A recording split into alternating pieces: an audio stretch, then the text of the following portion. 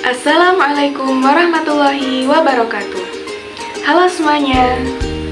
Perkenalkan, nama saya Lita Nur Azila dengan NIM 2202104020033. Saya merupakan salah satu mahasiswi program studi Pendidikan Bahasa dan Sastra Indonesia Universitas Jember. Dalam video kali ini, saya akan membahas sedikit mengenai apa sih itu program studi Pendidikan Bahasa dan Sastra Indonesia. Langsung saja ya.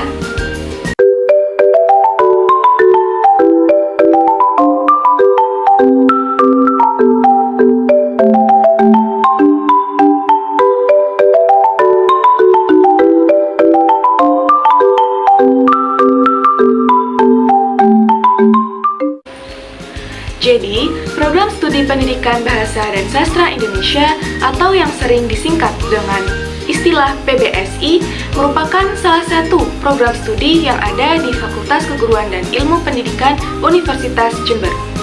Program studi Pendidikan Bahasa dan Sastra Indonesia ini resmi didirikan pada tanggal 10 Mei tahun 1993, terhitung 29 tahun sejak Universitas Jember resmi didirikan. Dan pada tanggal 18 April 2023 yang lalu, program studi Pendidikan Bahasa dan Sastra Indonesia ini resmi dinyatakan berakreditasi unggul. Lantas, apa saja sih yang dipelajari pada program studi Pendidikan Bahasa dan Sastra Indonesia? Program studi Pendidikan Bahasa dan Sastra Indonesia menggabungkan ilmu pendidikan, ilmu bahasa, dan ilmu sastra. Dalam ilmu pendidikan, kita akan belajar mengenai bagaimana perkembangan siswa, kemudian juga belajar tingkat pendidikan di Indonesia, hingga teori-teori belajar yang dapat dimanfaatkan untuk menyusun strategi pembelajaran pada siswa. Kemudian, dalam ilmu bahasa, kita juga akan dikenalkan mengenai keterampilan berbahasa, mulai dari menyimak, berbicara, membaca, hingga menulis. Selain itu, kita juga akan dikenalkan dengan ilmu-ilmu bahasa yang lain, mulai dari linguistik umum, pembentukan kata, bunyi-bunyi bahasa, tata aturan dalam kalimat, dan masih banyak lagi. Dalam ilmu sastra, kita juga akan belajar mengenai sejarah dari sastra, kemudian karya-karya sastra, apresiasi karya sastra, hingga pengkajian terhadap karya sastra itu sendiri.